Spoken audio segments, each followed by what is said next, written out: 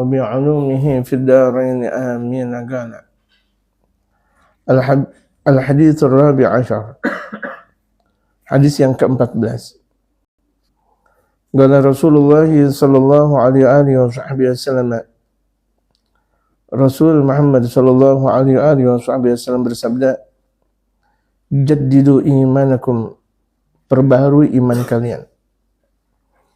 Aksiru min qawli la ilaha illallah, perbanyak mengucap la ilaha illallah. Hadisun sahihun rawahu Ahmad. Hadis sahih yang diriwayatkan oleh Imam Ahmad. Pembahasan kita kali ini bukan berbicara tentang hadis sahih. Kita sudah panjang lebar di beberapa majelis yang lalu. Apa itu sahih, apa itu hasan, apa itu dhaif, apa itu dhaif, apa itu maudhu'. Ini kadang orang memahami salah. Mereka pikir dhaif itu adalah maudhu'. Dhaif itu dalam kategori mereka para ulama-ulama ilmu hadis, dhaif itu namanya hadis yang di bawah hasan. Bukan artinya dhaif, artinya lemah sebagaimana kita pahami dalam bahasa Indonesia. Hadis yang di bawah hasan namanya dhaif. Itu derajat hadis sahih, hasan dan dhaif. Beda antara dhaif dengan maudhu'. Maudhu' itu palsu. Ini kan terkadang ada orang baru belajar setahun, 2 tahun, 3 tahun di perguruan tinggi. Dia udah S2 atau S3 di perguruan tinggi, tapi dia nggak belajar tentang tatanan bahasa Arab aja, dia nggak belajar. Di S2, di S3, dia belajar tentang hadis, tapi dia sendiri nggak pernah belajar bahasa aslinya hadis. Jamaah tahu bahasa aslinya hadis bahasa apa? Bahasa Arab. Sungguh, seorang dokter tidak memahami bahasa Arab. Jadilah dokter-dokter yang sekarang terjadi. Seperti ini. Akhirnya mereka menyatakan bahwa maudhu' adalah dhaif. Dhaif itu adalah maudhu'. Artinya maudhu' itu palsu. Bagaimana mungkin dhaif disebut palsu? Palsu disebut dhaif. Dhaif ya dhaif. Palsu ya palsu. Beda. Palsu itu berarti hadis buatan. Nggak benar itu hadis. Buatan orang. Contoh yang kemarin Pak Riza sebutin. Pak Riza. Pak Indra. Yang Pak Indra sebutin apa kemarin? Oh, apa itu? Pak Fani, al-bazinjan dawa min kulida. Terong, obat dari berbagai macam obat. Allahu Akbar. Percaya enggak? Tidak percaya. Mana mungkin Rasulullah menyatakan terong? Zaman Rasulullah dulu di negeri Arab ada terong enggak? Ada enggak yang mengekspor terong dari Bogor sampai ke Madinah? Ada enggak? Kala itu. Aduh, bohong banget. Nah ini namanya bukan dhaif, palsu. Beda dengan dhaif. Ya jamaah sekalian. Jadi harus kita mengkategorikan sahih, hasan, dhaif. Pembahasan kita bukan seperti itu, panjang dan lebar. Pembahasan kita dalam kajian kita kali ini perbarui iman kalian. Iman kita diperbarui dengan memperbanyak la ilaha illallah. Ini dalam sebuah ilmu kedokteran, ucapan la ilaha illallah itu diibaratkan gelas. Tapi ini aslinya asli, betul asli benar.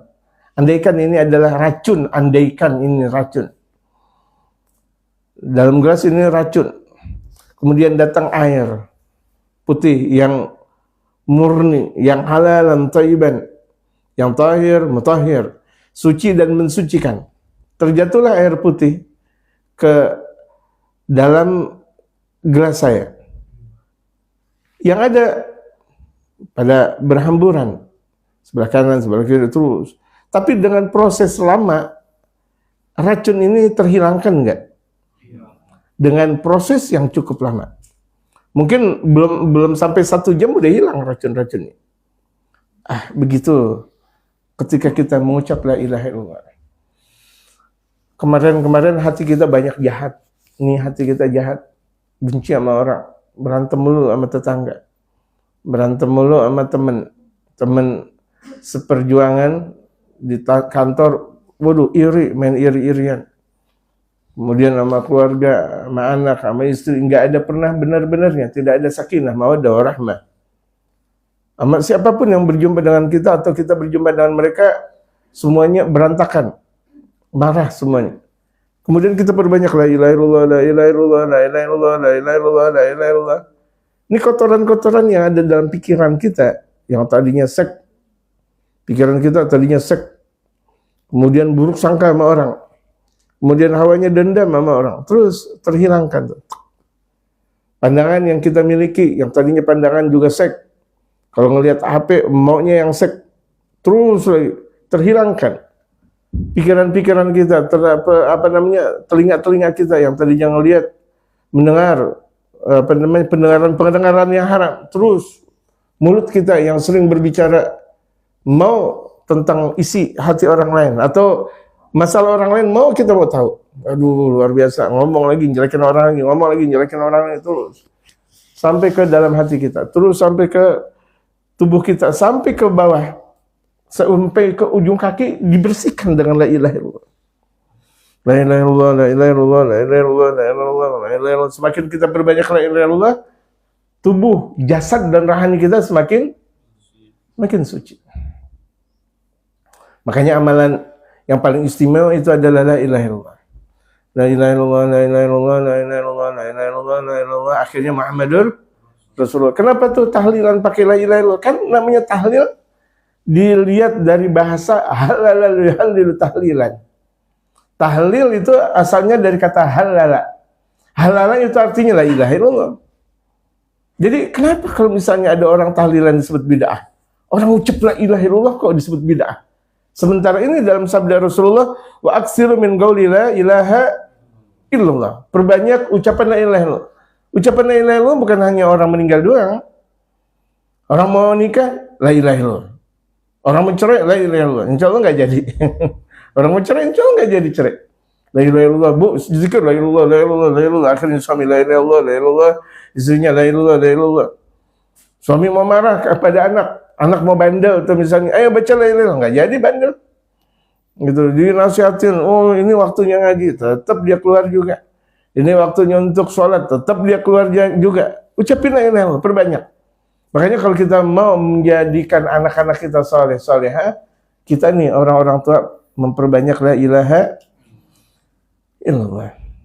Al-Imam Al-Faqih Muqaddam, beliau sehari cuma baca la ilaha illallah Muhammadur Rasulullah sallallahu alaihi wasallam cuma sekedar 100.000. La ilaha illallah Muhammadur Rasulullah sallallahu alaihi wasallam, la ilaha illallah Muhammadur Rasulullah sallallahu alaihi wasallam, la ilaha illallah Muhammadur Rasulullah sallallahu alaihi wasallam, la ilaha illallah Muhammadur Rasulullah sallallahu alaihi wasallam. 100.000. Emang beliau nggak ada kerjaan? Beliau dakwah di pedalaman, di pelosok. Apakah beliau nggak punya majlis taklim? Full majlis taklimnya beliau. Dari ba'da subuh terus sampai isyraq. Habis isyraq paginya ada. Kalau kita kan ba'dal isyraq nggak ada pengajian lagi. Gitu. Kalau mau kerja, zikir atau istirahat terus lagi. Sampai waktu duha. Terus ba'da duha ada lagi. Kemudian sampai ba'da duhur. Sementara kita ba'da duhur istirahat. Andaikan ada pengajian 7 menit. Itu pun ada di instansi. Kalau nggak diomelin sama bosnya, nggak ada pengajian. Tapi giliran ada bosnya, ada pengajian. Gitu. 7 menit. Orang mau makan, mau istirahat, nggak banyak-banyak. Kajiannya juga bukan kajian kitab, kajian ceramah. Ini terus kajian lagi, terus ba'da zuhur makan sebentar, terus kajian lagi, dan kajian lagi. Al-Imam Al-Faqih Muqaddam Muhammad bin Ali Ba'alawi, di masa mudanya maksimal beliau mencari ilmunya Allah Subhanahu wa taala. Di mana waktunya beliau berdakwah, maksimal beliau berdakwah di jalan Allah Subhanahu wa taala. Wiridannya cuma 100.000. La ilaha illallah Muhammadur Rasulullah sallallahu alaihi wasallam. Mana kita? Bentar lagi Ramadan. Ya, sebentar lagi Ramadan. Kita hitung entah itu malam Rabu, entah itu malam Kamis, walhasil Ramadan bakal tiba. Kita sampai atau kita tidak sampai, Ramadan bakal tiba. Ya.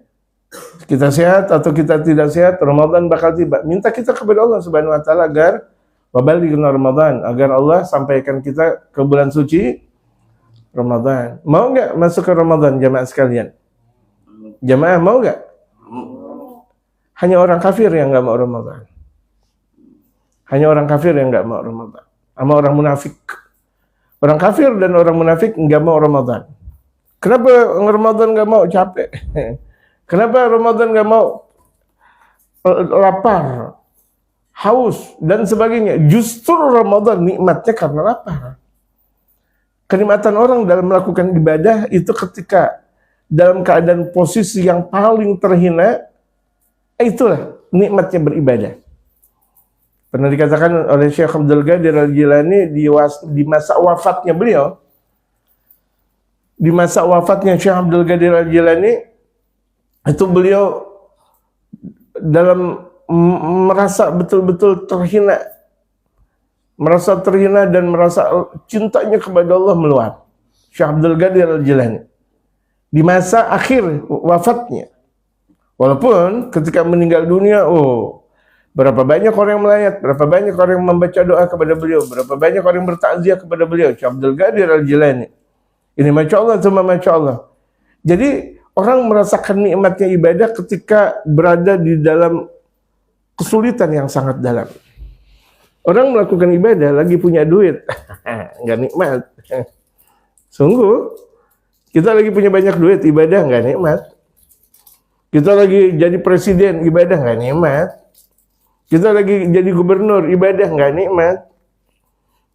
Tapi malah kenapa orang ketika dalam keadaan nggak punya duit, nggak pernah merasakan ibadah?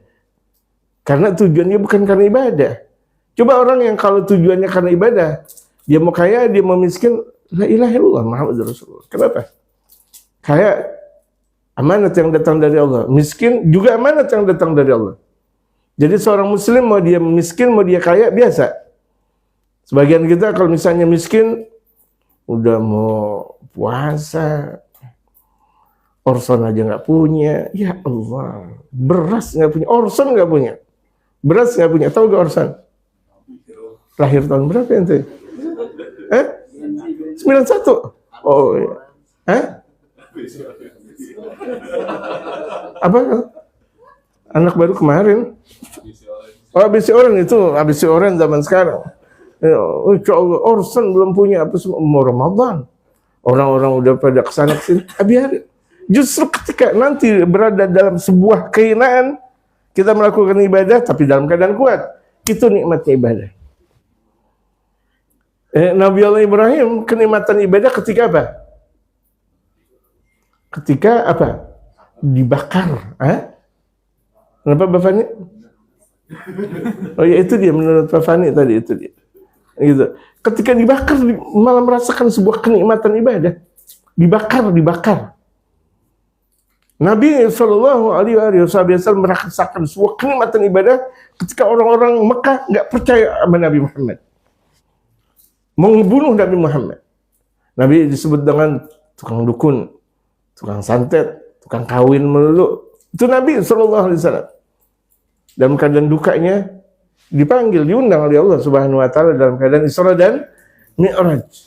Kenikmatan yang luar biasa. Lagi dalam keadaan lelah-lelahnya beliau berdakwah. Sampai mereka para sahabat radhiyallahu taala anhum ajma'in, yang mereka makan cuma sekedar cacing-cacing yang ada di padang pasir. Boro-boro korma yang sudah disiapkan Pak Indra. Boro-boro. Korma ini korma ajwa lagi, Masya Allah. Ini bukan korma ajwa belum ada, kan di stek sama Sayyidina Rasul Sallallahu Alaihi Wasallam. Korma ajwa di stek oleh Sayyidina Rasul Muhammad di Madinatul Munawwarah. Belum ada korma ajwa ketika itu, dan belum tumbuh dan belum terbit. Itu makan cacing-cacing yang ada di tanah padang pasir. Para sahabat radhiyallahu taala alaihim ajma'in. Tapi imannya kuat. 40 sahabat ketika itu imannya melebihi daripada yang lainnya. Kenapa? Ketika dalam keadaan derita yang paling dalam, seorang muslim itu ibadahnya paling nikmat. Kalau kita enggak, kita baru miskin sedikit aja, ampun dah, Ampun dah, kenapa pakai ampun? Ente tobat kepada Allah. Ampun dah, Ginari nggak punya duit. Ampun dah, kerja nggak ada hasilnya. Ampun. Berarti kita nggak punya la ilaha illallah Muhammadur Rasulullah. Mana la ilaha illallah Muhammadur Rasulullahnya kita? Ya jamaah. Kalau la ilaha illallah Muhammadur Rasulullahnya kita kuat, nggak ada masalah. Kita bagaimana? Nabi Allah Isa, Nabi yang paling miskin. Kenapa nggak yang paling miskin? Nggak punya bapak. Pertama, punya ibu. Zaman sekarang, Masya Allah, memang juga banyak nggak punya bapak, punya ibu. Tapi beda dengan Nabi Allah Isa. Nggak punya bapak, nggak punya saudara, nggak punya istri.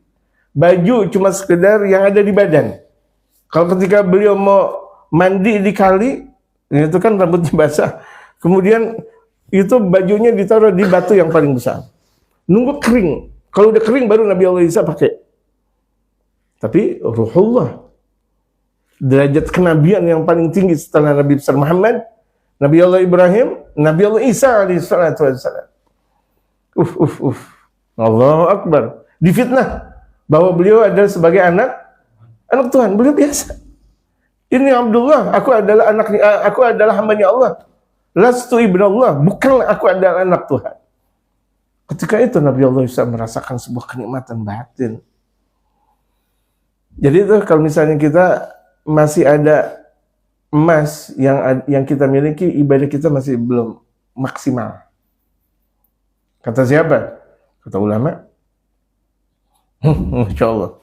Kita udah gilin nggak punya emas, baru kita masuk ke majelis ta'lim, baru kita masuk ke masjid.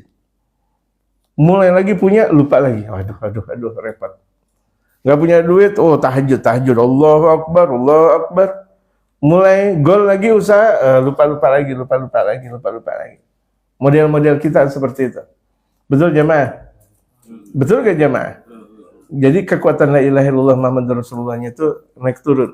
Atau bahkan bisa jadi turun dan turun. Turun lagi. Turun lagi, nggak pernah naik. Nggak pernah timbul tuh la ilaha illallah Muhammadur Rasulullah, la ilaha illallah Muhammadur Rasulullah. Kan enak sekali ketika kita lagi bawa mobil, la ilaha illallah Muhammadur Rasulullah, la ilaha illallah, naik motor begitu juga, jalan atau sambil olahraga dan sebagainya, la ilaha illallah Muhammadur Rasulullah, ibu-ibu sambil numbuk, maksudnya numbuk cabai, bikin lauk dan sebagainya.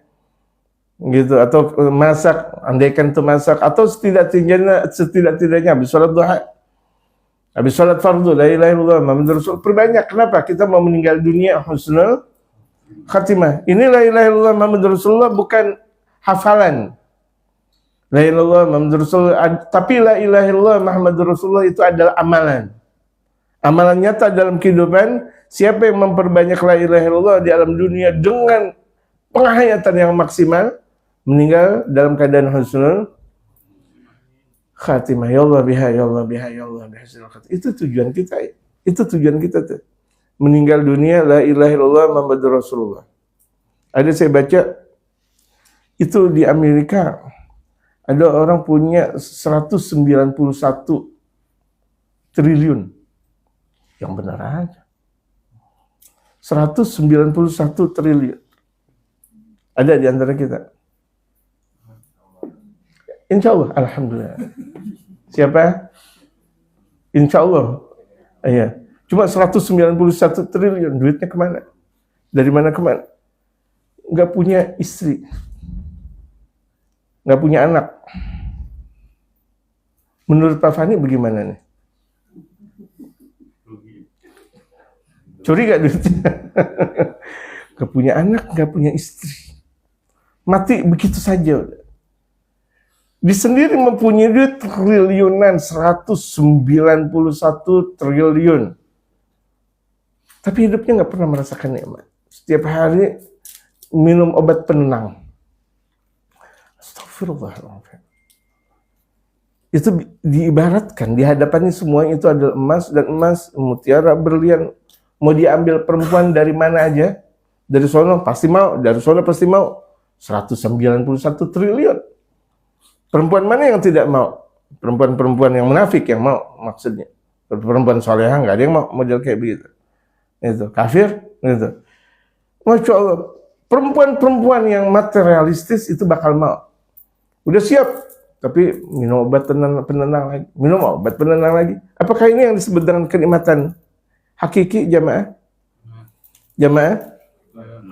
Dia tidur semuanya dijaga kawalan ketat, ada angkatan darat, udara, laut, ada kepolisian, ada apa yang biasa tuh depan ada bapaknya Hansip, security gitu, ada paspor, ada Hansip cucunya, komplit semuanya. Tetap dia nggak bisa tidur.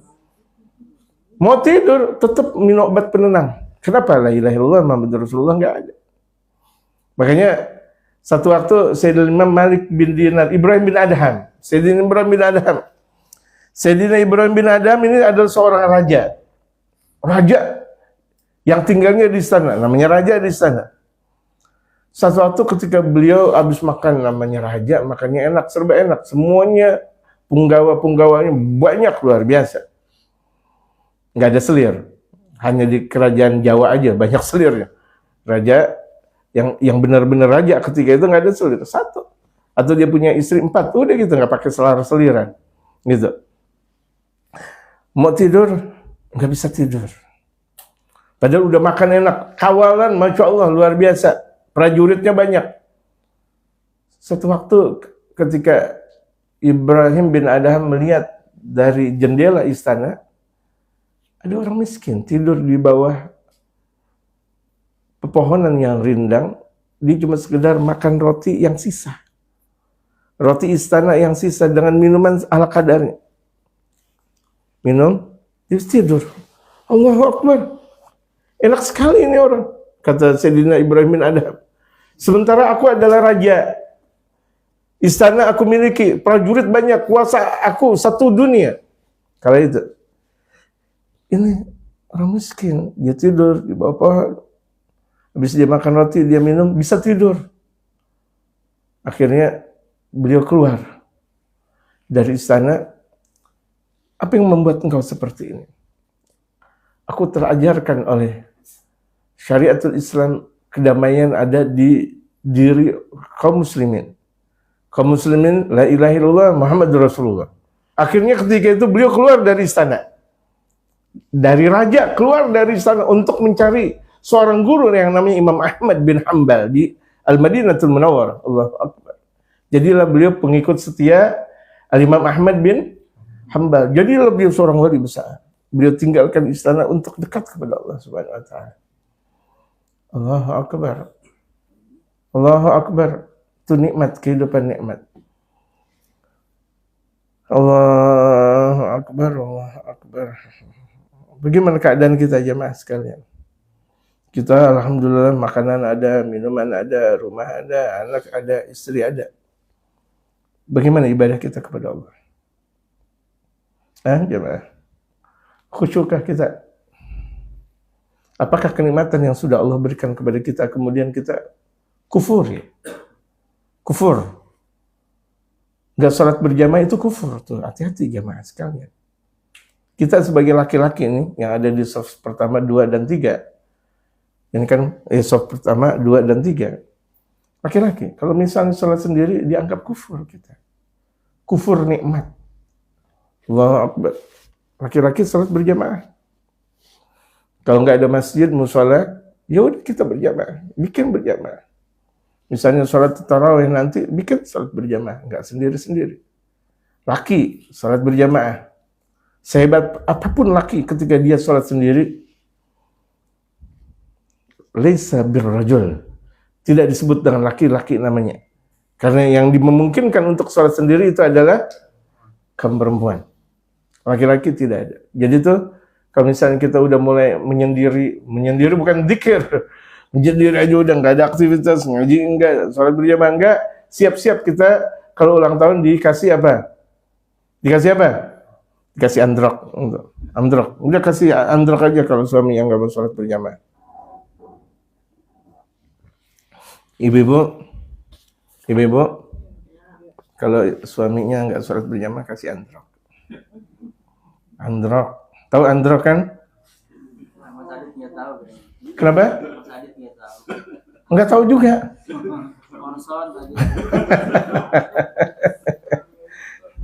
Iya. Iya. Nanti bakal tahu anak sama abangnya insyaallah. Itu andrak. Andrak itu pakaian perempuan yang kalau ketika kena angin itu langsung terbang. Itu namanya andrak. Rok gitu dia. Siapa yang bilang seperti itu? Bohong banget. Nggak percaya saya nggak tahu. Senior nggak tahu. Jadi la ilaha illallah ya bismillah perbanyak. Tadi saya bilang sekotor-kotor hati yang kita miliki, badan kita kotor, rumahnya kita kotor nih. Kalau kita perbanyak la ilaha illallah jadi enak semuanya, nikmat. Kita punya rumah, awaknya mau ibadah terus. Karena ada sebagian kita punya rumah males. Yang ada tidur. Kenapa? Emang gak ada la ilaha illallah Muhammad Rasulullah. Gak ada orang yang zikir la ilaha illallah Muhammad Rasulullah, gak ada. La Quran, wala salawat, wala istighfar, wala la ilaha illallah. Betul kan? Masuk. Sebagian banyak orang ketika dia keluar ke tempat kerjaan, baru-baru mereka baca la ilaha illallah, sibuk dengan kerjanya. Pulang dengan mumetnya, tidur. Mana zikir? Mana jatah kita kepada Allah? Allah cemburu, jamaah sekalian. Hidup kita bukan untuk dunia. Bukan untuk dunia. Hidup kita untuk Allah. Hidup kita untuk Allah. Memiskin untuk Allah, mau kaya untuk Allah. Mau kita pejabat untuk Allah, mau kita rakyat untuk Allah, mau kita ulama untuk Allah, mau kita masyarakat biasa juga untuk Allah. Enggak ada selain Allah Subhanahu wa taala. La ilaha illallah itu hakikat la ilaha illallah. Tiada Tuhan yang patut sembah kecuali segala-galanya Allah. Allah. Aku minum untuk Allah, aku tidur untuk Allah. Karena Allah. Bahkan hidup dan matiku karena Allah Subhanahu wa taala. Inna salati wa nusuki wa mahyaya wa mamati lillahi rabbil alamin. Ada sebagian tuh muda-mudi baru diputusin aja, waduh, mau bunuh diri, lucu banget muda-mudi. Yang lakinya udah kawin lagi tuh perempuan masih melempem. Atau kebalikannya tuh, perempuan udah kawin lagi, laki-lakinya masih ngarepin. Kapan kau jadi janda akan kutunggu. Astagfirullah. Ini kan gambar, bohong, nyakitin diri, betul gak? Dia udah punya anak, kalau misalnya dia udah punya anak 20, mau kawinin tuh janda 20. Mau gak? Gak mau, bohong banget, astagfirullah, kutunggu jandamu. Itu kan orang-orang gila, kayak begitu jadinya. Gak ada masalah, kita sayang walaupun tidak saling memiliki. Itu bukan kalangan Islam, itu Yahudi yang ngomong kayak gitu. Gak apa-apa kita bercinta kasih, walaupun kita tidak saling memiliki. Itu ucapan-ucapan Yahudi, itu banyak sekali tuh di dunia anak-anak muda. Kadang saya dengarnya juga empet banget, la haula wala quwwata illa billah. Walaupun saya pernah muda, tapi artinya empet banget. Gak apa-apa kita cinta-cintaan walaupun tidak saling memiliki. Apa-apaan ucapan seperti itu? Ketika kita teliti, itu ucapan Yahudi, jamaah sekalian, yang merusak kaum muslimin, wabil khusus generasi mudanya. Banyak kita dengar kayak gitu kan? Pura-pura. Banyak? Ya, alhamdulillah, mendingan gitu. Ngaku keluar dari penjara langsung. Ngaku aja. Gitu, istighfar. Ya Allah, saya minta ampun. Diampuni sama Allah. Ini ada orang udah maksiatnya banyak, nggak mau istighfar. Nggak diampuni sama Allah. Mendingan kita istighfar aja ya Pak Fani ya. Ngaku aja udah ngaku. Untuk. Jadi la ilaha illallah. Ucapan orang kalau udah la ilaha illallah nggak mau berbuat maksiat lagi. Coba. Ini ucapan yang penuh praktek jamaah, bukan cuma sekedar teori. Ini kita belajar. La ilaha illallah, la ilaha illallah, la ilaha illallah, la ilaha illallah. Dengan gaya bahasa kita. Mau kita bacain salawat ke boleh la ilaha illallah, la ilaha illallah. La ilaha illallah Muhammadur Rasulullah, la ilaha illallah. Kan sebagian majelis seperti itu. Membuat jamaah ucap la ilaha illallah Muhammadur Rasulullah. Maulid, Isra Mi'raj, tabligh akbar dan sebagainya. Kalau pembicaranya adalah seorang alim yang sesungguhnya dia seorang alim. La ilaha illallah, kita dibuat dekat kepada Allah Subhanahu wa taala dan Rasulullah. Kalau penceramanya seorang alim, la ilaha illallah, la ilaha illallah, la ilaha illallah Muhammadur Rasulullah, la ilaha illallah, La ilaha illallah. Nah, nanti kita baru ngerasain dah kalau mau meninggal dunia. Ucapan yang paling indah yang kita mau, la ilaha illallah Muhammadur Rasulullah. Ngucap itu meninggal husnul khatimah. Mutlak. Apapun dosa yang sudah kita lakukan. Nah, kita bagaimana untuk mencapai itu? Perbanyak la ilaha illallah. Bersihkan hati kita, zahir, batin kita, harta kita, rumah kita, tetangga kita, kampung kita. Kampung yang bukan la ilaha illallah Muhammadur Rasulullah, nggak ada enak-enaknya. Sungguh nggak ada enak-enaknya. Saya satu waktu ke satu kampung, la ilallah, ini kampung apa? Saya tanya, masjid ada gak? Nggak ada. Musola ada gak? Nggak ada. Muslim banyak, nggak pada sholat? Nggak. Ngaji nggak pantas. Tuh kampung nggak ada enak-enaknya, itu nggak ada enak-enaknya, luar biasa. Mau diapain juga nggak enak semua. Di situ, waduh, nasi kambingnya masya Allah luar biasa, restorannya luar biasa. Tapi kita nggak merasakan zahir, yang kita rasakan batin, nggak ada enak-enaknya. Atau ke tempat negara yang saya nggak mau sebut, di negeri manapun atau mungkin di jiran kita. Kelihatannya masya Allah, cuma masya Allah, ya Allah nggak ada masjid, ya Allah nggak ada musola, ya Allah nggak ada majelis taklim, ya Allah nggak ada kedengaran orang baca salawat. Kita mau maghrib aja kedengaran baca salawat. Sebagian kita mau salat subuh terdengar suara tarhim. Di sini terdengar suara tarhim nggak? Ada. Samar-samar ya, berarti bikin dah musola biar nggak samar-samar. 20 juta ke 20 juta di mana ya terserah. Gitu dulu. Yang penting ada bangunan, yang penting terdengar, jangan sampai tidak ada la ilaha illallah Muhammadur Rasulullah dalam satu kampung ini. Udah ada majelis taklim di sini, alhamdulillah. Baru beberapa kali, alhamdulillah. Meningkat gitu. Kewajiban kita sebagai seorang muslim, nggak ada musola, bikin musola. Ala kadarnya, walaupun seperti musola gubuk yang ada di mana, yang ada di pesawahan, tembok-tembok dulu, nggak ada masalah. Yang penting ada. Zaman dahulu, masya Allah, di tengah terdengar suara jangkrik, tapi di situ terdengar suara la ilaha illallah. Rumah yang peot, yang udah rusak, la ilaha illallah, la ilaha illallah, la ilaha illallah, la ilaha illallah. Orang yang bangsawan dulu, masya Allah, ngucap la ilaha illallah Muhammadur Rasulullah.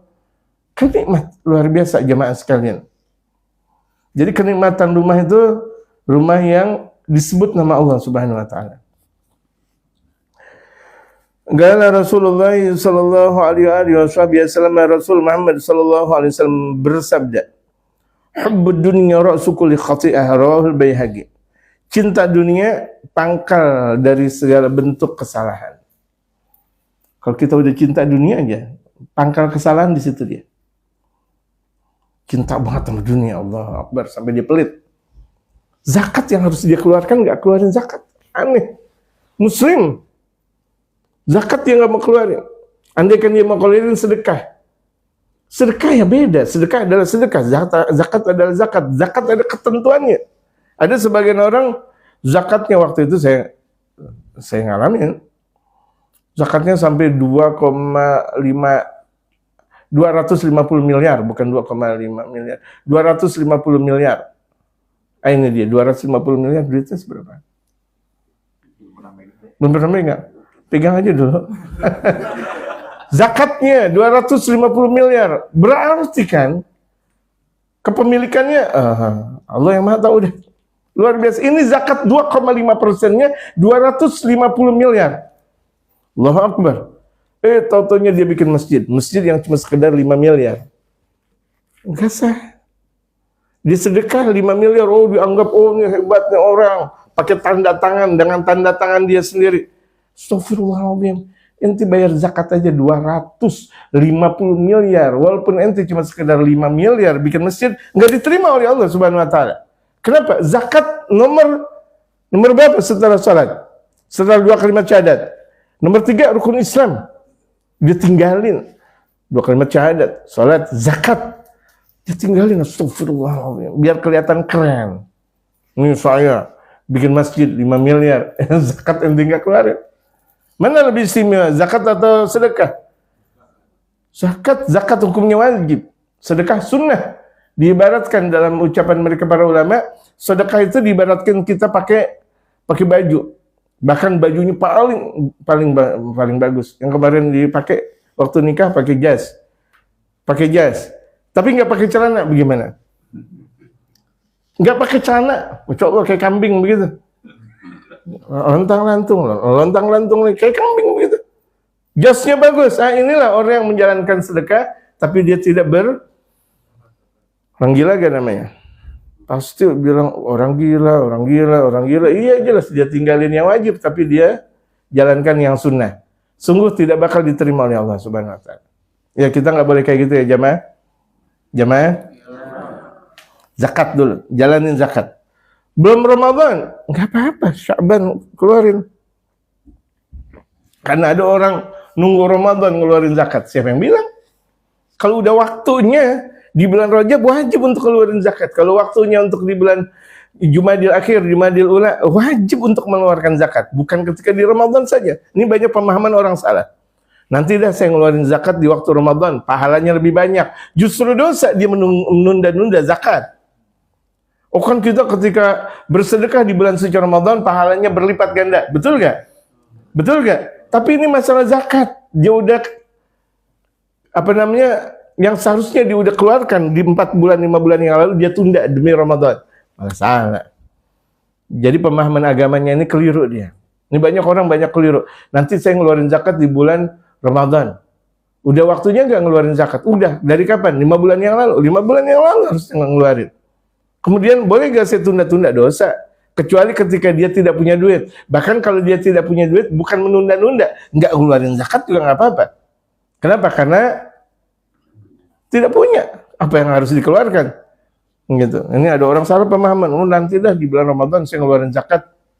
Salah. Dia mulai usaha di bulan Rabiul Awal. Mulai usaha terus. Dia ngeluarin zakatnya di Rabiul Awal. Kenapa? Dia udah mulai. Di Rabiul Awal dia ngeluarin usaha. Ya Rabiul Awal lagi dia ngeluarin. Namanya nisab dan haul. Haul udah pas tepat 1 tahun. Lebih sedikit kalau dia punya dosa besar. Na'udzubillah, cuma na'udzubillah. Itu. Ini buat orang yang menunda-nunda zakat. Andaikan tuh dia mati, su'ul khatimah. Ini orang yang menunda-nunda zakat, dia mati su'ul khatimah. Gitu. Jadi itu cinta dunia. Kan kalau orang udah cinta dunia, udah susah. Masya Allah. Ngaji. Ya, saya lagi ditarik sama istri. La ilaha illallah. Ngaji kalah sama istri. Istri tarik untuk ngaji.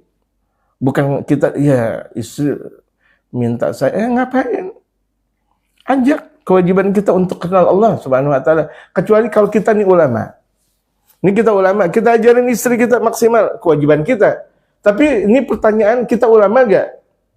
Jamaah, kita ulama gak? Kalau kita bukan ulama, kita wajib belajar bareng dengan ulama. Gak boleh ditunda, syariatul Islam. Kalau misalnya kita mempunyai anak, wajib kita berikan rezeki yang halal. Apalagi kita beragama, kita wajib kenal Allah. Kita wajib kenal Allah Subhanahu Wa Taala. Ada orang 20 tahun belum kenal Allah. Rugi sekali dia hidup di alam dunia. 20 tahun dia belum kenal Allah. Belum kenal Rasulullah. Belum kenal orang saleh. Hidupnya bagaimana? Apakah ini disebut dengan hakikatul dunia? 20 tahun, 30 tahun, 40 tahun. Belum kenal Allah. Nah ini hubbu dunia ra'su kulli khatiyah. Al-hadits as-sadis 'ashara qala Rasulullah sallallahu alaihi wasallam. Hadis yang ke-16 Rasul Muhammad sallallahu alaihi wasallam bersabda, "Huffatil jannatu bil makarih." Surga itu diliputi dengan sesuatu yang dibenci. Benar. Kita mau sholat, ya Allah, males banget. Apalagi Ramadan, sholat subuh berjamaah. Musola nggak ada, masjid nggak ada, bagaimana ini ya Allah? Malas banget, hujan lagi. Hujan, buat dingin lagi di di perumahan. Apa ini namanya? Perumahan apa namanya? Ya itu dia. Insya Allah. Surga Memang surga itu diliputi dengan sesuatu hal yang dibenci. Mengaji, ya Allah, ada aja lagi. Ada tamu, mengaji ada tamu, ajak aja tamu ngaji. Ngapain kita nemenin tamu? Akhirnya kita nggak ngaji. Ngaji adalah wajib. Nemenin tamu sunnah. Menghormati tamu wajib, tapi ketika menghalangi waktunya kita dekat kepada Allah Subhanahu wa taala tidak menjadi wajib. Waktunya ngaji, ya Allah, ada kondangan, ngaji dulu baru kondangan. Ya Allah, ada ngaji, ada sunatan, ngaji dulu baru sunatan. Ya Allah, ngaji dulu, ngaji apa namanya? Yang ngocok-ngocok dapat duit apa namanya? Arisan gitu. Ngaji dulu baru arisan. Ya Allah, mau dapat duit nih, ngaji dulu baru dapat duit biar duitnya berkah. Nah, kita bisa nggak seperti itu? Insya Allah, alhamdulillah. Dilaksanakan insya Allahnya. Karena seorang muslim itu dilihat dari ucapan. Susah nih jamaah sekalian. Jamaah, susah luar biasa. Ada seorang ulama, ini ada, saya sendiri. Saya udah berlama-lama waktu jam segini, jam segitu kosong. Jam segini, jam segitu kosong. Akhirnya saya tentukan untuk ngaji. Giliran saya tentukan untuk ngaji. La ilaha illallah. Ada undangan dari istana. Mau istana Bogor, yang penting istana. Kira-kira datang ke istana itu kan minimal 10 juta. Betul gak jemaah? Ya, jemaah nggak tahu, saya yang tahu. Udah 10 juta. Lumayan juga. Menurut saya, kalau Fafana emang udah kebanyakan duit ya. 10 juta sih. Saya ngumpulin lagi, habis itu saya transfer buat anak saya yang ditarik. Kan lumayan. Ya Allah, jadwal ngaji saya ini. Wallahu akbar. Udah waktunya ngaji. Saya nggak datang. Saya diundang waktu itu di PB, di pengurus besar. Saya nggak sebutin. Lumayan. Di pengurus besar. Ini, insya Allah. Giliran nggak ada pengajian, nggak ada undangan. Giliran saya udah naruh pengajian, ada aja tuh undangan. Undangan kelas besar semuanya lagi. Kayak sekarang lagi musim Cina ulang tahun, kan apa yang gede-gede itu, lele gede, masya Allah, bandeng dekat rumah ente itu bandeng gede gitu, masya Allah. Lagi bandeng 500.000, 1 juta, gede kayak bayi, masya Allah. Makannya aja bingung saya, astagfirullah. Waduh, masya Allah, enggak waktunya ngaji. Susah nih jemaah jadi ulama. Gak ada pengajian, gak ada undangan. Gedek banget. Gak ada pengajian, undangannya kelas besar semuanya. Enggak, biarin dah. Mau kelas besar, mau kelas apa. Lihat, tujuan kita dunia atau akhirat. Kalau tujuannya dunia, majlis taklim berantakan. Dakwah pun berantakan. Ini artinya saya pribadi yang ngalamin. Saya pribadi yang ngalamin. Biarin, jadwal ngaji. Mau dapat, alhamdulillah, nggak ada masalah. Ngaji lagi. Karena yang namanya ngaji, kadang kita jadwal di bawah pinggiran kali, kadang di samping kali, namanya ngaji, betul kan? Kadang di istana, kadang di atas istana, kalau bisa, gitu. Kalau bisa, masya Allah, Tapi karena Allah Subhanahu Wa Taala. Ayo semuanya berjalan karena Allah Subhanahu Wa Taala. Kalau karena dunia nggak ada habisnya jemaah. Kalau dunia nggak ada habisnya. Waktunya kita mau ke tempat orang tua. Ngapain? Mikirin kerja nggak ada habisnya. Kerja. Kapan mau ke rumah orang tua? Udah gini hari mau Ramadan. Tadi kata siapa?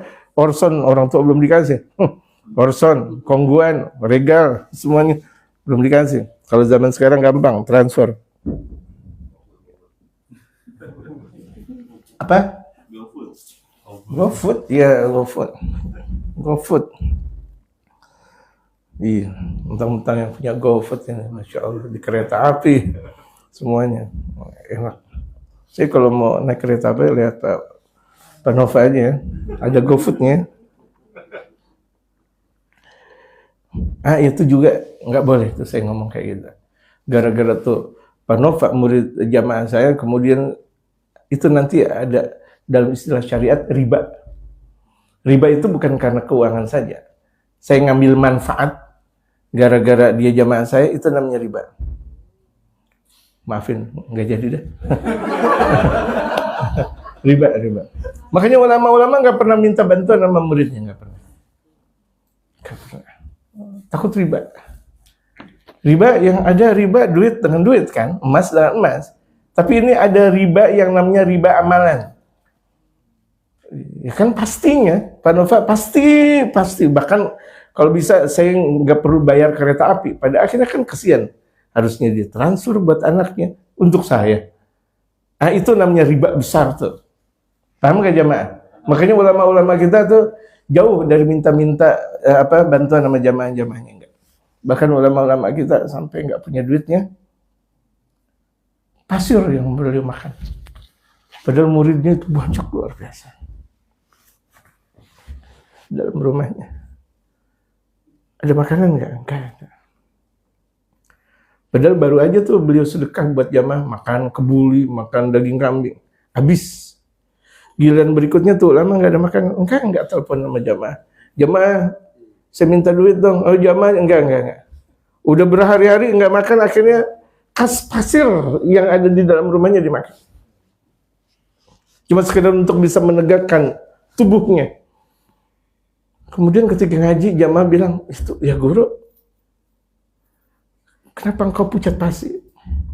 Tubuh engkau kok menghijau? Aku tadi makan pasir. Kenapa makan pasir, wahai guru? Berhari-hari saya dan keluarga nggak punya duit. Saya guru, saya punya ini, mintalah. Itulah yang saya khawatir. Tuh lihat, ini murid guru ini disebutkan. Santero, tempat ketika itu murid sang guru. Tapi memang gurunya luar biasa. Enggak minta sama sekali. Mudah-mudahan ulama-ulama kita dijadikan seperti ulama seperti itu. Amin. Bukan ulama yang seperti itu kemudian makan pasir. Enggak, ulama yang memang betul-betul menjaga, enggak minta-minta gitu. Malah makan pasir, mati. Semuanya ulama kayak gitu jadi. Dosa ente semuanya. Gitu. Jadi biarkan ulama-ulama kita yang betul-betul khusyuk. Allahu Akbar. Jadi ketika kita mendengar cerita mereka kaum solehin, gak ada apa-apanya kita ya. Gak ada apa-apanya kita dibanding mereka. Ibadahnya kita kalah. Dakwahnya mereka kalah. Semua yang mereka miliki semuanya diterima oleh Allah Subhanahu wa taala. Jadi itulah surga dihiasi, diliputi dengan hal yang dibenci. Wa huffatin nar bisyahwat. Sementara api neraka diliputi dengan syahwat, benar. Neraka diliputi dengan syahwat. Dunia gemerlap, dugem. Kan neraka semuanya. Syahwat. Kenapa pakai cep-cep? Orang setiap hari ke mall. Kenapa pakai cek-cekan? Syahwat. Ke majelis belum pernah datang, ke mall, bermall-mall. Bahkan dia tahu toilet mall yang ini toiletnya sebelah sana. Toilet mall yang sebelah, toilet sebelah. Jangan, ini yang laki sebenarnya. Dia tahu hafal suratul Fatihah. Alhamdulillah, astagfirullah. Bismillahirrahmanirrahim. Ya Allah, toilet mall dia paham apa?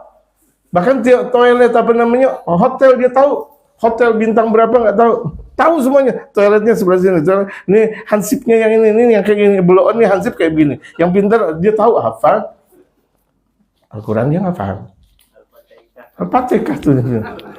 Giliran baca suratul Fatihah. Al-Fatihah. Malaikat juga bingung. Al-Fatihah ente ngaji di mana? Makhluk hidayah tuh. Waduh, saya tanggung jawab. Ngaji jamaah sekalian. Kita ngaji 2 minggu sekali, sebulan 2 kali, ya kan? Itu ngaji Quran juga, jamaah ngaji Quran dengan guru yang ada Pak Nova, masya Allah, ada Pak Indra dan sebagainya. Pak Fani ajarin. Ilmu nggak boleh pelit, kasih. Itu. Iya. Jangan pura-pura gitu. Kalau suhu ya suhu udah. Ajarin. Alif-alifan dulu kan enggak ada masalah. Qala Rasulullah sallallahu alaihi wasallam. Iya, alif-alifan zaman saya kecil. Sekarang udah enggak ada alif-alifan, Iqra semua. Cuma anak kecil sekarang enggak kenal alif. Alif lurus enggak tahu, alif mana ba. Enggak diajarin alifu ba, enggak tahu alama, balama, bati itu bapak lu semuanya. Masya Allah. Taunya kayak gitu aja kan? Dulu kita kecil alif kayak gini, diajarin alif. Ba, ta, azan, bukan ajan, azan diajarin tuh sama gurunya azan, bukan ajan, gitu. Ajan, nggak ada ajan, yang ada azan, gitu. Zaman, sekarang anak muda, zaman, Allah Akbar, merusak syariat, zaman, nggak ada zaman, yang ada zaman. Makanya itu belajar alif-alifan. Rasul sallallahu alaihi wasallam bersabda, khamsun min haqqil muslimi 'alal muslim. Ada kewajiban, ada 5 kewajiban muslim terhadap muslim. Ini lihat, kita muslim dengan muslim yang lain ada 5 kewajiban yang harus kita lakukan. Kalau kita nggak lakukan, dosa besar. Mau kita jadi pejabat ke, mau kita jadi rakyat ke, mau jadi apa saja, kalau kita tidak menjalankan ini, dosa. Dosanya seperti apa? Seperti kita meninggalkan salat. Seperti nggak bayar zakat, seperti ketika dia mampu untuk haji, dia nggak menjalankannya. Raddut tahiyah, menjawab salam. Mengucap salam sunnah, jawab salam wajib. Tapi pahalanya lebih besar mengucapin salam. Assalamualaikum itu lebih besar pahalanya. Padahal kan sunnah. Mengucap salam kan hukumnya sunnah, menjawab salam hukumnya wajib. Ini kita kadang ada orang assalamualaikum warahmatullahi wabarakatuh, kita diam aja. Dosa besar. Kalau dosa namanya haram. Tahu jamaah zina, tahu gak? Melakukan hubungan intim tidak nikah, namanya zina. Melakukan hubungan intim tanpa nikah namanya zina. Siapapun orang melakukan hubungan intim tanpa nikah, zina namanya. Jadi tuh kalau misalnya kita nggak jawab salam, sederajat dengan apa? Zina. Sementara kita zina, astagfirullah, kemana nggak ucap salam, nggak jawab salam. Jawab salam lah, waalaikumsalam warahmatullahi wabarakatuh. Gitu. Kadang saya sendiri, ada orang, ya Allah di WA, assalamualaikumnya banyak banget lagi. Saya lagi rapat, assalamualaikum warahmatullahi wabarakatuh. Mau nggak mau saya jawab waalaikumsalam warahmatullahi wabarakatuh. Nggak boleh waalaikumsalam warahmatullahi. Saya kena, karena jawab salam lebih banyak daripada mengucap salam, atau setidak-tidaknya ngepas gitu. Assalamualaikum warahmatullahi wabarakatuh. Ya Allah, saya lagi rapat. Ya udah, waalaikumsalam warahmatullahi wabarakatuh. Minimal kan seperti itu. Nggak boleh kurang. Jawaban salam nggak boleh kurang dari salam. Idza hayyitum bi tahiyatin fahayyu bi ahsani minha aw rudduha. Kalau engkau diucapkan salam, jawab yang lebih istimewa. Ada orang assalamualaikum, kita jawab waalaikumsalam warahmatullahi. Assalamualaikum warahmatullahi, kita jawab waalaikumsalam warahmatullahi wabarakatuh. Ada orang mengucap assalamualaikum warahmatullahi wabarakatuh, kita jawab waalaikumsalam warahmatullahi wabarakatuh wa maghfiratuhu wa ridwanuh. Yang lebih banyak untuk Allahu Akbar. La ilaha illallah. Jadi menjawab salam hukumnya wajib, mengucap salam sunnah. Pahalanya mengucap salam lebih banyak daripada menjawab salam. Wa ijabatud da'wati, dan menghadiri undangan, tapi undangan yang sesuai dengan syariatul Islam. Kita diundang nikah. Sebenarnya undangan nikah dalam syariatul Islam yang wajib ketika akad nikah. Masih ingat ketika akad nikah? Ini apa? Ya tahu ijab kabul apa? Saya nikahkan gitu. Ingat apa? Saya terima. Masya Allah. Itu ijab dan qabul. Kewajiban kalau misalnya diundang kita dalam pernikahan itu dalam keadaan ijab qabulnya. Jadi dalam syariatul Islam kalau misalnya diundang tidak dalam keadaan ijab qabul itu tidak wajib datang. Kebanyakan kita diundang lagi ngapain? Pesta. Udah gitu kesian banget. Kita lagi mau makan gak ada bangku. Ini apa-apaan? Mau makan gak ada bangku. Gaya makan di istana, gaya makan di hotel, gak ada bangku. La haula wala quwwata illa billah. Enakan kawinan di orang-orang miskin juga. Ada bangkunya. Setidak-tidaknya ada spray. Nggak apa-apa, karpet dah, karpet melorot kayak nggak ada masalah. Bisa duduk nih. Undangan di orang-orang kaya, nggak ada duduk. Astagfirullahaladzim. Makan dalam keadaan berdiri dosa. Jamaah. Nanti kalau misalnya mau ngawinin maksudnya. Salah. Mau ngawinin jangan kayak gitu. Mau menikahkan. Salah. Ibu-ibu jangan berantem. Menikahkan putrinya maksudnya bukan kawin. Oh iya, udah tugasin lagi. Ya menikahkan, ya betul. Ya menikahin. Mau nikah lagi, itu namanya beda. Menikahin lagi. Ini mau lagi. Gitu. Nikahin putrinya atau nyunatin, atau pesta apapun, sediakanlah di situ bangku. Orang makan diri dosa, kita kedapatan dosa. Makan somai, namanya orang lagi keadaan pesta, somai dia makan, nasi dia makan, gadas turi dia, semuanya diri dosa semuanya. Apalagi dibeda-bedain mana orang kaya, mana orang miskin. Orang kaya, VVIP, VVIP, ini presiden, ini direktur, wakil direktur, yang satpam duduk karpet aja nggak ada, dimakan di toilet, itu nggak wajib datang. Dan kita sebagai seorang muslim tidak boleh membeda-bedakan mana orang kaya, mana orang miskin. Ketika kita beda-bedakan dosa. Jemaah, kecuali ulama yang kita agungkan. Karena mereka di sisi Allah Subhanahu wa taala. Karena mereka di sisi Allah, mereka adalah ahli warisnya baginda Rasul Muhammad. Jangan biarkan ulama datang kemudian dalam keadaan diri kasih bangku. Ulama gak boleh dibeda-bedakan, ini presiden, ini pejabat, ini direktur, ini wakil direktur, duduknya, Masya Allah, giliran orang biasa, astagfirullah, gak ada tempat, ini dosa. Jamaah, kita udah ngaji, beda perangai kita dengan tidak ngaji. Jamaah, nanti kalau ngadain acara seperti itu, gak boleh membeda-bedakan mana miskin. Apalagi orang kaya, ini datang pernikahan dari jam 9, jam 10, jam 11. Orang miskin, jam 4, udah habis ikan bandengnya. Benar-benar ente, ngundang, tapi menghina orang miskin. Orang kaya datang jam 8, jam 9, masih banyak. Masih anget semuanya. Serundeng ada, pesmol ada, semuanya masih ada. Daging kambing semuanya.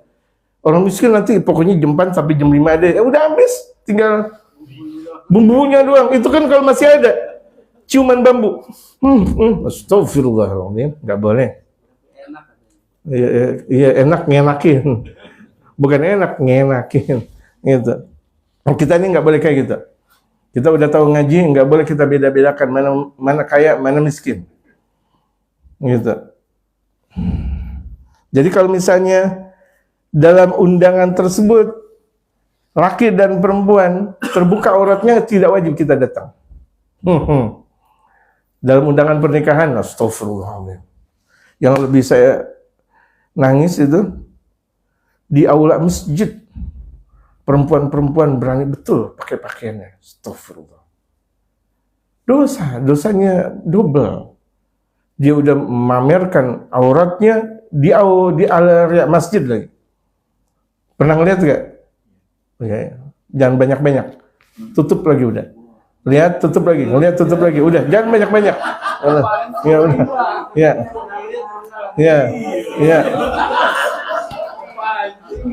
ya Allah, mohon maaf Pak Fani, jawab juga Pak Fani.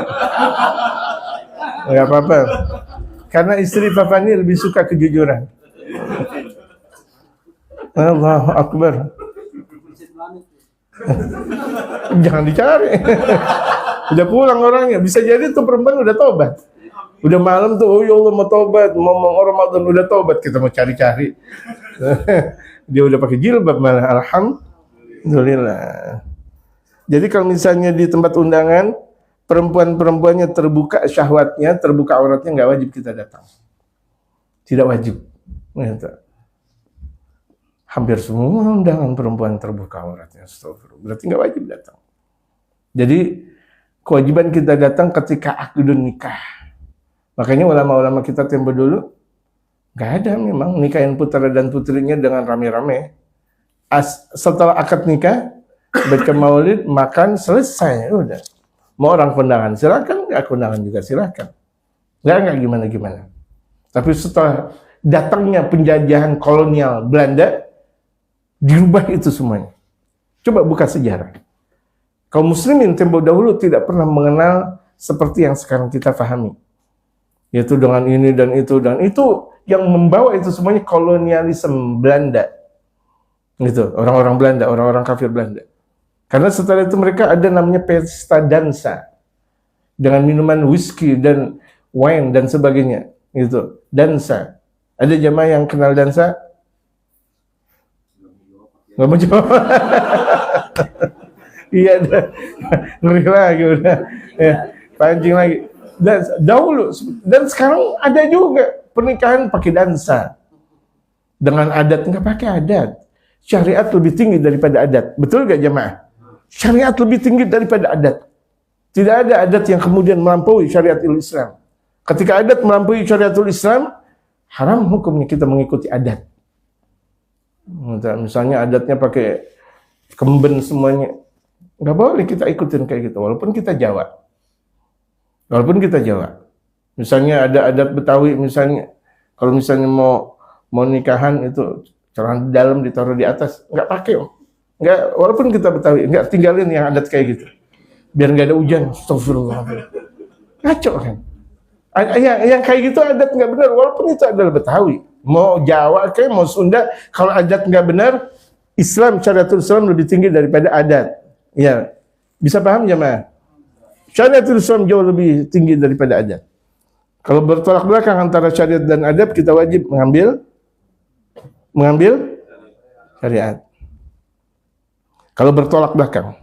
Kalau adat tersebut tidak bertolak belakang, nggak ada masalah. Seperti kalau misalnya pernikahan itu ada bambu kuning, apa? Janur kuning, nggak ada masalah. Jangan kemudian kita katakan itu Hindu, Buddha, atau itu Bali. Itu adat, tidak ada masalah untuk menandakan bahwa ada kawinan. Perbedaan antara ada kawinan dengan ada kematian, kalau ada kawinan itu ada janur kuning. Walaupun itu sejarahnya Pak Harto, janur kuning. Kemudian kalau ada orang meninggal dunia pakai bendera kuning, itu namanya adat.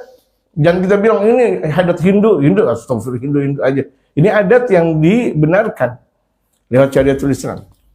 Kalau nggak pakai itu orang kebingungan. Apalagi kalau misalnya ada acara di perkampungan. Wa ijabatud da'wah, itu sudah. Wa syuhudul janazah, menyaksikan jenazah.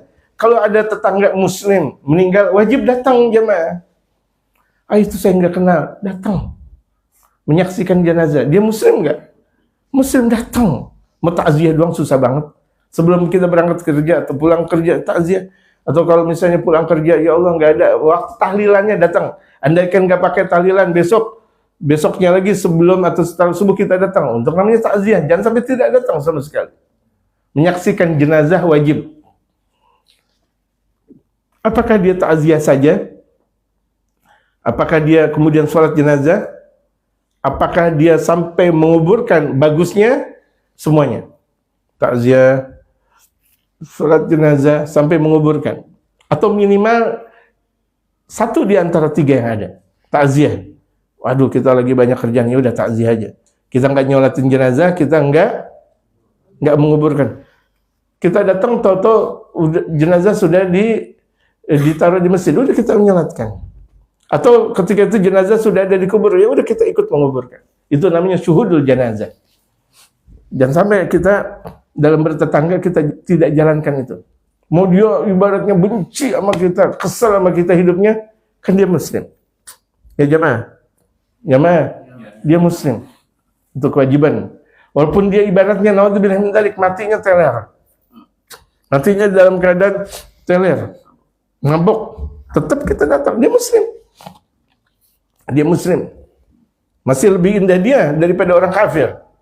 Karena dia muslim, walaupun tetap dua-duanya neraka, tapi orang kafir nerakanya selama-lamanya, muslim habis itu masuk surga.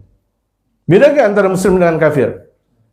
Enggak, ada sama-samanya, beda jauh. Gitu. Kemudian wa'iyadatul marid, dan menyengok orang sakit. Ada tetangga kita udah 3 hari ini nggak kelihatan sakit, jenguk. Menurut kadar kemampuan kita ada duit kita kasih, kita ada buah kita kasih, ya menurut kadar kemampuan kita. Ada satu penyakit yang nggak perlu dijenguk. Ada sakit BAB, lagi BAB kita jenguk lagi loh, kasihan. Aturan dia ke toilet. Jangan. Transfer aja untuk beli obat Imodium. Nih, obat Imodium, ente minum. Dia mau ke toilet, kita assalamualaikum. Kopi, udah gitu orang lagi BAB suruh kopi lagi, kemas. Alhamdulillah gua ta'ala. Atau ada orang sakit mata seperti saya, nggak perlu dijenguk. Itu orang lagi sakit mata atau bisul. Penyakit menular. Mata tidak menular. Atau COVID atau penyakit-penyakit yang menular. Ya, penyakit-penyakit menular itu tidak dianjurkan untuk menjenguk. Walaupun dalam syariatul Islam nggak ada kata-kata penyakit yang menular. COVID nggak ada COVID, bohong. Buatan. Proyek dunia. Dan kita masuk dalam lingkaran proyek tersebut. Kalau COVID itu benar, maka banyaklah jenazah yang mati di jalanan. Yang di jalanan. Kenapa tahu-tahu matinya di rumah sakit? Orang batuk disebut COVID. Batuk. Ada orang bersin. Lari 1 kilo. Lagi ngapain teh? Orang bersin 1 kilo. Zamannya COVID. Ini jamaah sekalian. Lagi zamannya COVID. Aduh, COVID lagi sedang finalnya. Saya ke Yaman, ke Hadramaut. Lagi satu dunia COVID. Saya ke Tarim Hadramaut. Ketika saya ke Tarim Hadramaut di Dubai, jamaah tahu Dubai? Jamaah tahu Dubai nggak? Iya, udah tahu, cuma pura-pura aja. Sebut iya aja Pak Fani gitu. Gitu. Yang artinya hotelnya ngelebihin awan, Masya Allah. Hampir biasa-biasa saja. Dubai, Amerikanya Saudi, Amerikanya Arab, ke Mesir, kemudian ke Turki, biasa-biasa aja. Artinya enggak sebagaimana gemah ripahnya di Indonesia. Giliran ke Yaman, satupun orang yang nggak pakai penutup mulut. Apa penutup mulut itu namanya? Nggak ada yang pakai masker sama sekali. Katanya COVID di dunia. Satu Yaman nggak ada yang pakai masker. Bahkan tradisi mereka minum satu gelas ganti-gantian semuanya. Nggak ada yang COVID. Di Turki. Yang presidennya siapa? Ya itu dia. Kemudian di Dubai, dan kan lebih kaya Dubai daripada Indonesia. Giliran masuk Indonesia, kita sehat, suruh masuk lagi ke hotel. Mending bayarnya sedikit. Astagfirullahaladzim. Musibah besar. Ketakutan yang tidak berarti, jemaah sekalian. Artinya saya bisa ngalamin seperti itu. Sebuah proyek namanya. Mungkin juga ada yang benar, tapi kebanyakan enggak benar. Andaikan benar paling 1, 2, 3. Gitu. Jadi COVID itu tidak menular. COVID itu tidak menular. Gitu. Menurut dokter, bahkan dikatakan ulama-ulama kita, saya tambah penyakit gara-gara dokter. Saya berobat ke dokter malah tambah sakit. Ulama-ulama kita yang ngomong kayak gitu. Walaupun sih kadang satu waktu saya berobat juga ke dokter. Satu waktu udah terlalu sakit baru ke dokter. Kadang nggak sembuh juga. Sembuhnya giliran baca sholawat lewat air baru sembuh. La haula wala quwwata illa billah. Duit udah habis, udah apa semuanya. Obatnya itu juga lagi. Nah kita karena kekurangan keyakinan kita kepada Allah Subhanahu wa taala. Wa tashmitul 'atis idza hamidallah, dan membaca doa buat orang yang bangkis dengan ucapan hamidallah. Kalau misalnya ada orang bangkis, alhamdulillah. Biasain kita kalau bangkis ucap alhamdulillah. Karena itu keluar penyakit. Berbagai macam penyakit keluar kalau kita bangkis. Alhamdulillah. Nah ketika itu sunnah kita ngucap yarhamukallah. Kalau perempuan yarhamukillah. Ya. Jadi itu sunnah kalau kita berbangkis ngucap alhamdulillah. Ini banyak orang bangkis justru bangkisnya digede-gedein. Hakim, astagfirullahaladzim. Dosa tuh. Biasa betul nih orang. Ngaji di mana, gurunya siapa, kitab apa yang dia baca. Hakim, astagfirullahaladzim. Yang lebih parah lagi sholat berjamaah sampai imamnya kaget di belakang imam persis. Pernah satu waktu di masjid mana ya? Di masjid mana? Waktu itu ingat gak waktu saya di masjid mana dulu? Nggak ingat kan? Nggak tahu. Saya aja kaget. Ini orang itu waktunya orang Afrika. Kudi banget astagfirullah. Ente mau Afrika mau Indonesia ikutin adat dong. Bangkis jangan sampai gede-gede banget. Astagfirullah. Kan kaget, saya manusia biasa. Imam, la haula wala quwwata illa billah. Untung saya nggak jatuh gara-gara bangkisnya tuh dia. Di mana ya waktu itu? Allahu Akbar. Nggak diingat ya? Hasan ingat? Ghazali masih ditarik. Ini temannya Abang Dafa, anaknya Pak Nova dan istri, Masya Allah. Ini sama-sama di Tarim Hadramaut. Anak saya yang nomor 3. Ya.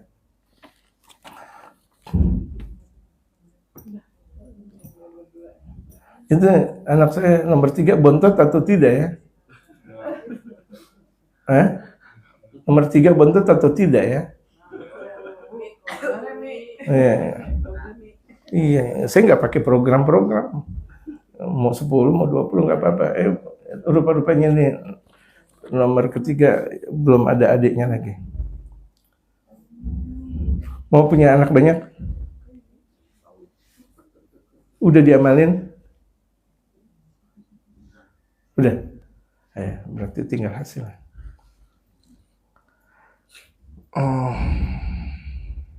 Jadi kalau misalnya ada orang bersin, dia ngucap alhamdulillah, wajib kita untuk ngucap yarhamukallah. Dan biasakan ketika kita bersin ngucap alhamdulillah. Saya sakit. Tapi kalau saya lagi ngaji, lupa sakit saya.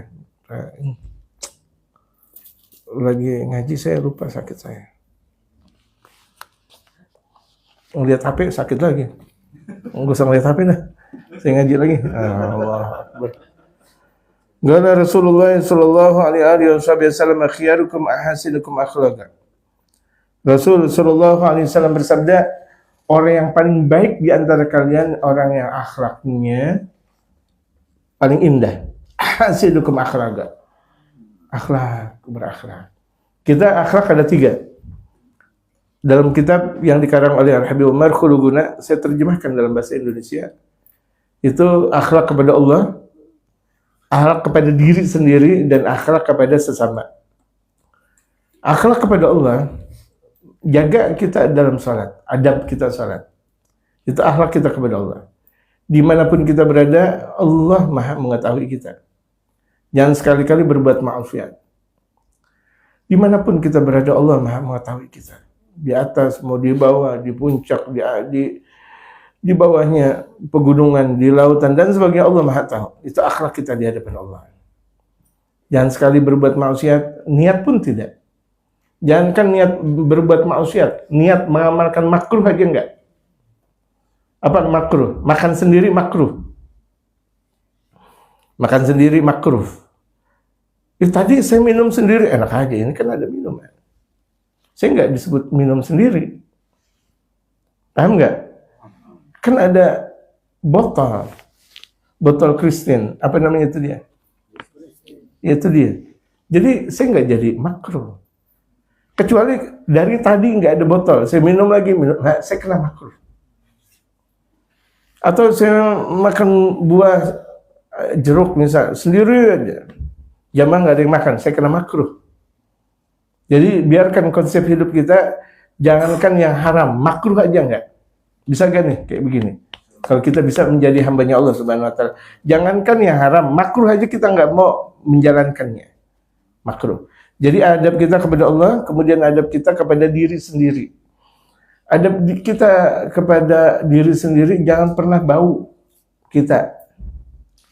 Bau ketek, bau mulut, bau mata, bau badan, nggak boleh bau.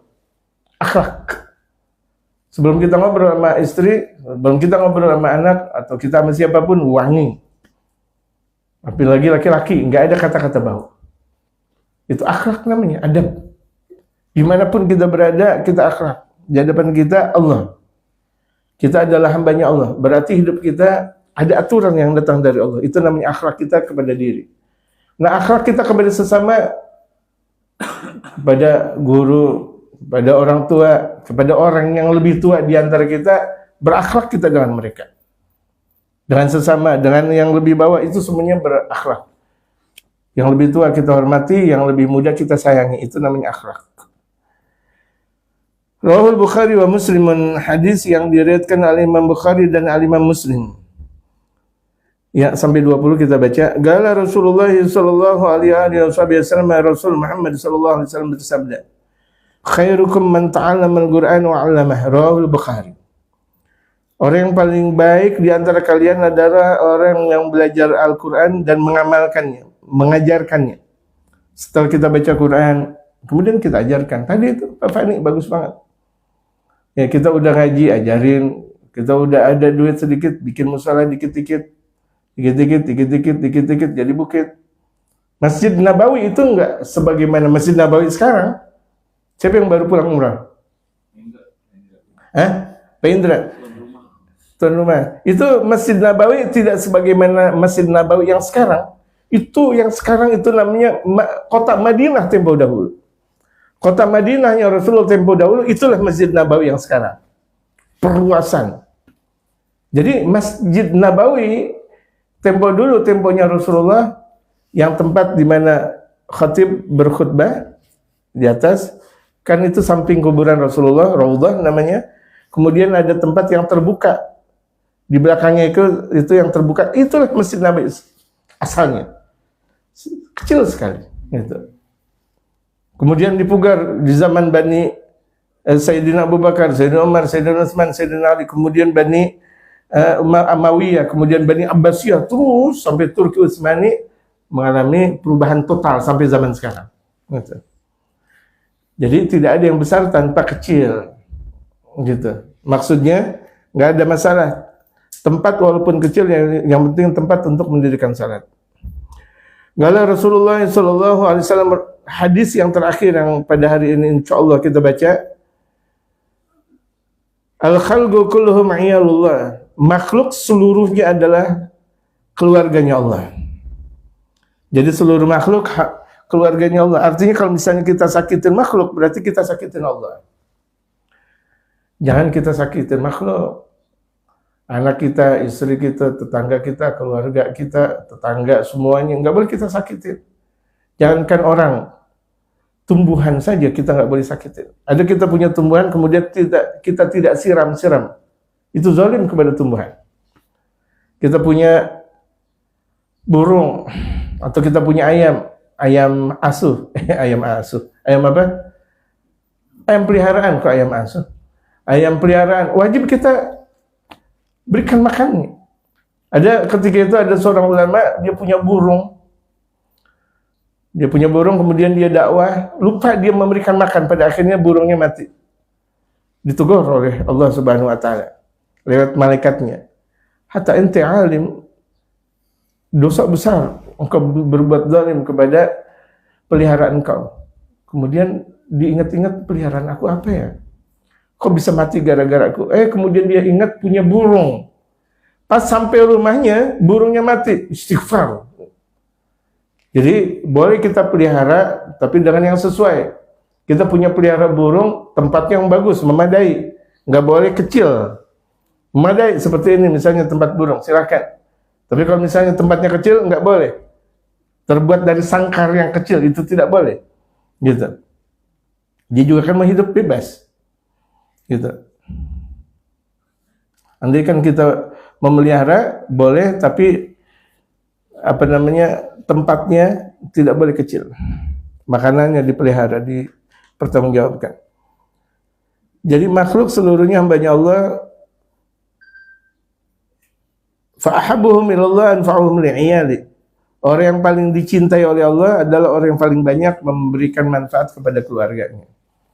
Jadi kalau misalnya kita banyak ngasih manfaat kepada keluarga kita, kepada masyarakat, handai taulan, kepada kaum muslimin, ilmu kita kasih, harta kita kasih, makanan kita kasih, baju kita kasih, apapun yang kita miliki kita kasih kepada mereka, itu ya orang yang paling berbuat manfaat. Tetangga apapun yang kita miliki kasih. Sebagaimana baginda Rasulullah sallallahu alaihi wasallam hidup dan matinya untuk umat. Para nabi dan rasul hidup matinya untuk umat. Demikian para aulia dan para ulama saleh. Wallahu a'lam. Kalau ada pertanyaan dipersilahkan jamaah sekalian. Dipersilahkan jamaah. Kalau ada pertanyaan. Bismillah.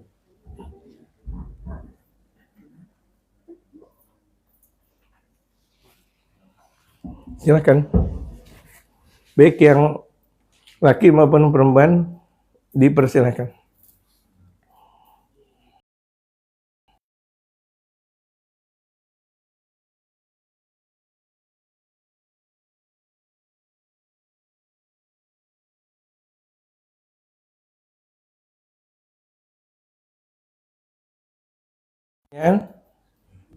Berapa bilangan salat tarawih yang sesungguhnya? Gak ada pertanyaan? Gak ada pertanyaan? Atau sudah paham bilangan salat tarawih yang sesungguhnya? Enggak, kenapa harus malu? 2, 3 apa? Nah itu. Jadi Bapak tuan rumah kita, Bapak Haji Muhammad ini, Masya Allah, 20 atau 8. Karena Rasulullah sallallahu alaihi wasallam yusalli tarawih 20 rakaatan. 20 rakaatan. Rasulullah salat tarawih 20 rakaat. Diriwayatkan oleh istrinya beliau, Sayyidatuna Aisyah. Sayyidatuna Aisyah ngelihat Rasulullah di rumahnya. Kan di tempat kuburan Rasulullah yang sekarang, itu makam Rasulullah, itu rumahnya Rasulullah dengan Sayyidatuna Aisyah. Ada kemudian makam tempat Rasulullah dengan Sayyidatuna Zainab, kamar Rasulullah dengan Sayyidatuna, dengan istri-istri yang berdekatan, sangat dekat berdekatan di situ. Cuma yang dijadikan tempat yang sekarang abadi itu kamarnya Rasulullah dengan Sayyidatuna Aisyah. Yang lain sudah menjadi pejalan kaki yang menuju Ma'la. Itu kamar-kamarnya Rasulullah dengan istri-istri yang 9. Gitu. Ini itu terus berdekatan. Tapi karena memang baginda Rasulullah meninggal di kamar Sayyidatuna Aisyah, akhirnya disitulah Rasulullah meninggal dunia. Dikuburkan. Itu firman Allah Subhanahu wa taala. Di mana para nabi dan rasul meninggal, disitulah kuburannya.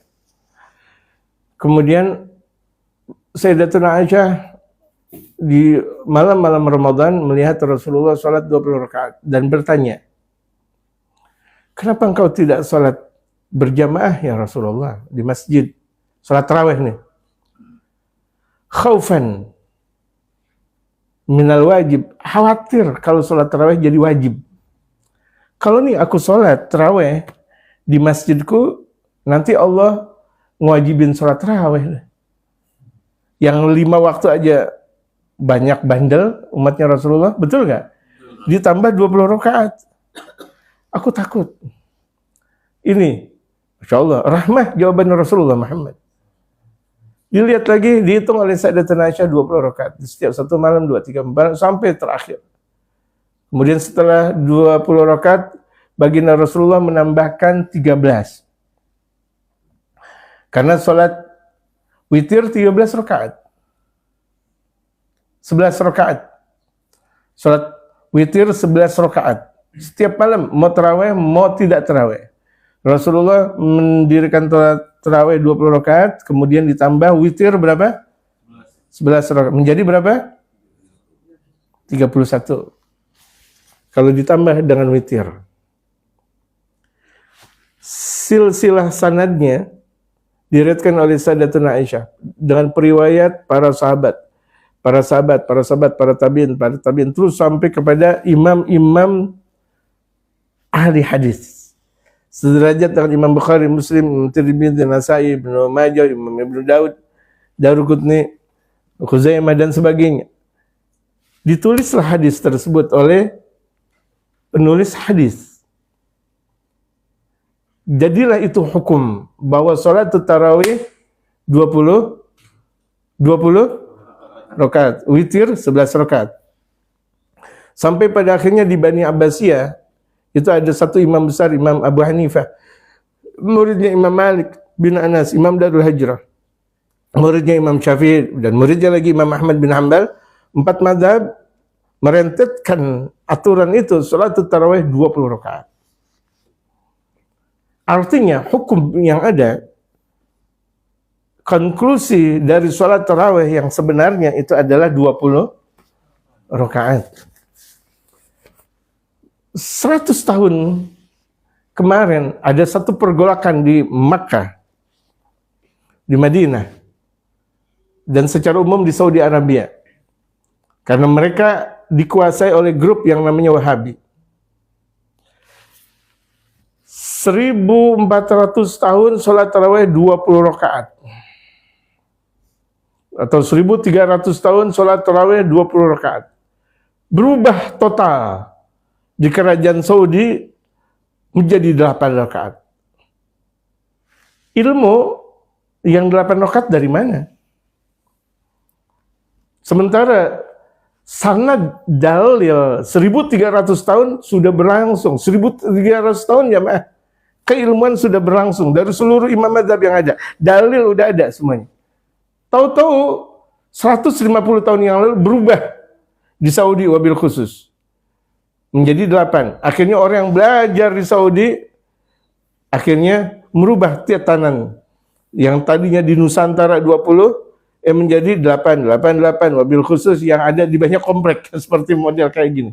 Mereka mengambil cepatnya aja, yang penting khusyuk, yang penting bacanya panjang. Ini bukan permasalahan bacaannya panjang, bilangan rakaatnya. Kita berbicara hukum. Jadi kalau kita bicara hukum, dalil yang ada 20 rakaat itulah dalil. Yang 8 rakaat tidak ada dalilnya.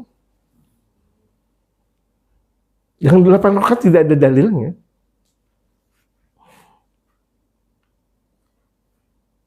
Mau bilang apapun nggak ada dalilnya.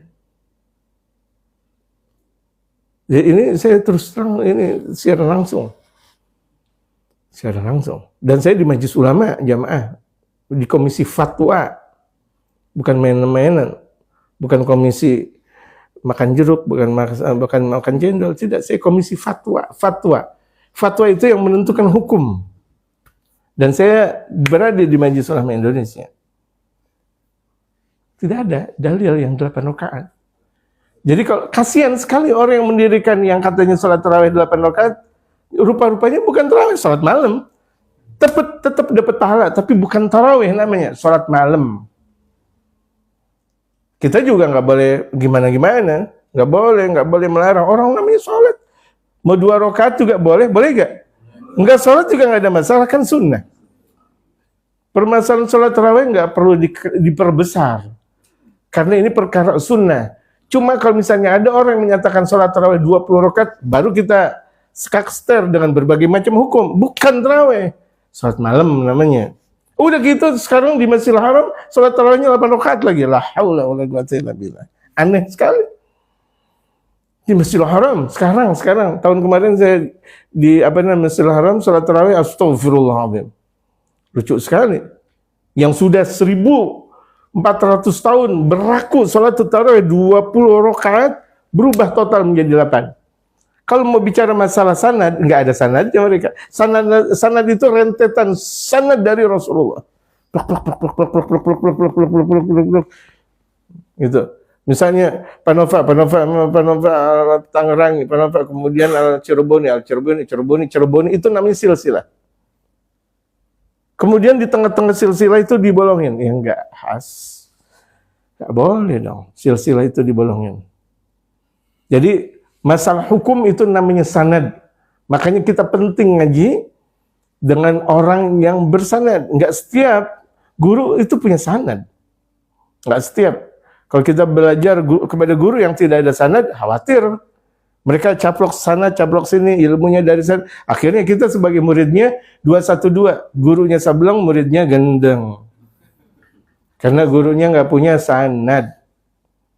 Kita harus tahu guru kita belajar di mana, sampai kepada siapa. Itu namanya sanad. Nggak bisa kita ngaji seperti kita belajar matematika. Nggak bisa kita ngaji, kita sebagaimana kita belajar bahasa Indonesia. Enggak, ngaji ada sanadnya. Kita mau belajar bahasa Indonesia atau matematika tanpa sanad ya nggak ada masalah. Karena nggak ada rujukan dari Rasulullah. Boleh nggak matematika tanpa sanad? Sampai kita belajar sama sama orangnya si Putin juga, orang Rusia nggak ada masalah. Nggak ada masalah. Tapi kalau ngaji harus kepada guru yang bersanad. Nggak bisa gara-gara dia kuliah S1, S2, S3, doktor, atau profesor gitu, tapi dia sendiri nggak punya sanad. Aneh. Nggak boleh. Kita ngaji harus mempunyai kekuatan sanad. Itulah yang disebut dengan hukum. Beda antara hukum syariat dengan hukum pidana dan perdata, atau hukum apa yang ada di alam dunia. Ini adalah hukum syariatul Islam. Wallahu a'lam. Mohon maaf. Jadi orang yang mendirikan salat di malam hari Ramadan 8 rakaat enggak disebut tarawih. Walaupun itu bacanya 5 juz, tapi bilangannya adalah 8. Rasulullah yang menegaskan. Sayyidatuna Aisyah yang menegaskan. Ada enggak pendapat yang lebih istimewa dari Rasulullah? Ada enggak? Enggak ada. Ya udah, itu lebih tinggi. Kalau misalnya ulama zaman sekarang sebagian 8 rakaat, Rasulullah yang mengungkap, Rasulullah yang melakukan perbuatan. Apakah ada orang zaman sekarang sederajat dengan Rasulullah? Dengan sahabat aja tidak mungkin. Orang sekarang sehebat-hebatnya, sepintar-pintar dia jadi wali sekalipun, untuk satu derajat dengan sahabat nggak mungkin. Apalagi Rasul, mustahil. Wallahu a'lam. Jadi kejar nih jamaah 20 rakaat. Jangan sampai 18 rakaat aja nggak disebut tarawih. 18 rakaat, jangankan 8 rakaat. 18 rakaat kurang 2, nggak disebut tarawih. Atau 19 rakaat. Di bilangan 19 kita kentut misalnya, tetap nggak juga tarawih juga, 19 rakaat. Orang dibilang 20. Ketentuan baginda Rasulullah. Seperti ini titiran. Titiran jumlah baling-balingnya ada berapa? Ada 3. Ada 3 kan? Kalau misalnya kita bikin 4 bagaimana? Jelek putranya, coba aja. Atau 20 kayak kambing ompong. Ada kan ibarat saya masuk ke ruangan, itu titirannya jumlahnya 2. Giliran dipasang, goglak gitu kan, kayak kambing ompong. Kayak orang punya gigi tapi ompong. Itu. Kenapa disebut 3? Emang udah tepatnya 3. Kekuatan Ramadan di malamnya itu salatul tarawih disabdakan oleh baginda Rasulullah 20. Itu ada makna tersendiri. Bahasanya panjang. Kalau itu habis waktu kita, gitu. Aturan kita kita beramah tamah, akhirnya tidak, gitu. Karena panjang sekali. Falsafatul 20 rakatan. Itu dibalik falsafat atau filsafat 20 rakaat. Wa makna, dan ada artinya 20 rakaat. Gitu. sebagaimana menurut maunya kita. Oh, ini ngambil yang enak aja deh. Yang penting kan namanya taraweh 20 sama 8. Enggak. Siapa yang bilang? Enggak ada yang bilang. Ulama-ulama kita, makanya kita kaji dalam bahasa Arab. Pentingnya kita ngaji dengan bahasa Arab. Saya bilang banyak sekali orang-orang zaman sekarang, dia udah jadi dokter, udah nganggap dirinya guru besar. Atau apalagi dia profesor. Karena secara dasar syariat aja dia nggak matang. Bahasa Arab nggak matang. Walaupun di kampus dia sebagai guru besar, walaupun nggak aci, tetap belajar dulu dengan syariatul Islam dengan rapi, itu dan matang. Itu jamaah sekalian, wallahu alam. Ini artinya jangan terpukau dengan orang-orang yang ada di dunia kampus, walaupun profesor, doktor, jangan terpukau. Ya, jangan terpukau. Wallahu a'lam.